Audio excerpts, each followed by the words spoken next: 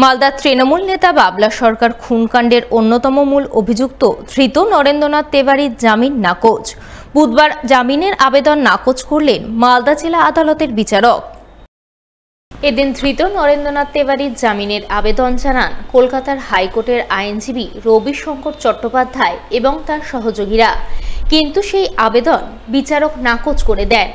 এই প্রসঙ্গে নিহত তৃণমূল নেতা বাবলা সরকারের স্ত্রী কাউন্সিলর তথা আইনজীবী চৈতালি ঘোষ সরকার এবং নরেন্দ্রনাথ তেওয়ারির আইনজীবী রবিশঙ্কর চট্টোপাধ্যায়ের জুনিয়র আইনজীবী প্রণয় বসা কি জানিয়েছেন, শুনুন তাদের মুখ থেকেই।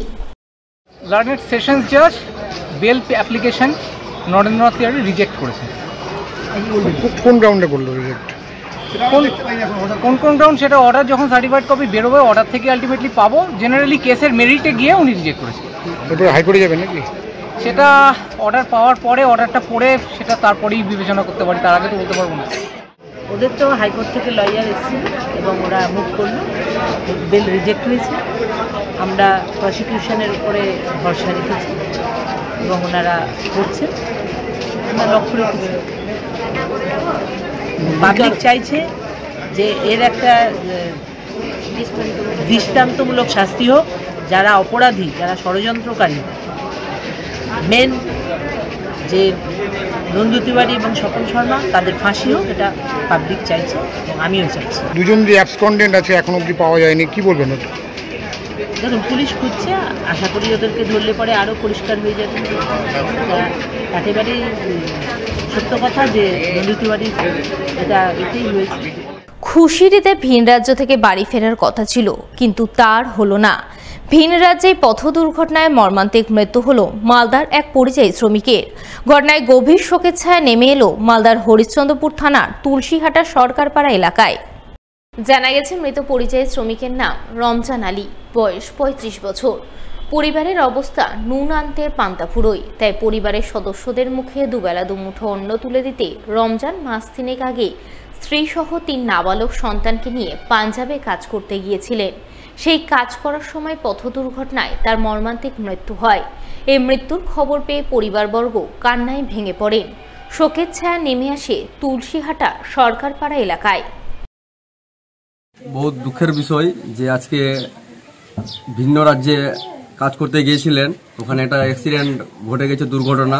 কোথায় এটা পাঞ্জাবে দুর্ঘটনা ঘটেছে যে হাইওয়ের উপরে একটা এলপি ট্রাক এসে ওকে ধাক্কা মেরে দেয়, তখনই ও ডেথ হয়ে যায়। হসপিটালে নিয়ে গিয়ে ডেথ ঘোষণা হয়ে যায়। সে ছিল বাইকের একটা ঠেলি, রেডা বলে ওটাকে, ওই ঠেলি নিয়েছিল, আসছিল হয়তো কোথা থেকে মাল কুড়িয়ে টুড়িয়ে এক জায়গায় জমা করে ওটাকে আবার ওরা বিক্রি করে কোনো মতো পেট চালাতো। খুব গরিবের মানে আর কি, গরিব আছে আর কি। আর ওনাকে নিয়ে আসার আমরা ভাবলাম ব্যবস্থা করবো, এরকম কিছু ভাবলাম, কিন্তু আর্থিক অবস্থা একদমই নেই যে ওখান থেকে নিয়ে আসবে বা রোজা রমজানের দিন ওটা সম্ভব নয়। প্রশাসনের কাছে আবেদন করব যে যেন প্রশাসন এই বাড়িতে এসে একটু কিছু সহযোগিতায় একটু হেল্প করে দিক, তাহলে খুব কৃতজ্ঞ হতাম, ভালো হতো। বিরল প্রজাতির এক পরিযায়ী পাখি উদ্ধার হলো মালদায়। পাখি উদ্ধারের ঘটনায় চাঞ্চল্য তৈরি হলো মালদার গাজলে। জানা গেছে এদিন গাজলের কর্কচ অঞ্চলের হোসেনপুর এলাকার এক মাঠে বিরল প্রজাতির ওই পরিযায়ী পাখিকে ডানায় ও পায়ে ক্ষত নিয়ে ছোটাছুটি করতে দেখেন স্থানীয় এক কৃষক। এই দৃশ্য দেখে তিনি তৎক্ষণাৎ পাখিটিকে উদ্ধার করে নিজের বাড়ি নিয়ে গিয়ে সেবা শুশ্রূষা করেন। এদিকে এই খবর পেয়ে গাজলের এক পক্ষীপ্রেমী সংস্থার সদস্যরা হোসেনপুর এলাকায় ছুটে যান। তারা পাখিটিকে কৃষকের বাড়ি থেকে উদ্ধার করে আদিনা ফরেস্টের আধিকারিকের হাতে তুলে দেন। পক্ষীপ্রেমী সংস্থার এক সদস্য জানান, বিরল প্রজাতির এই পাখিটির নাম প্যালাস গার্ল, যা রাশিয়া থেকে মঙ্গোলিয়া পর্যন্ত বিস্তীর্ণ এলাকায় শীতপ্রধান অঞ্চলে বসবাস করে।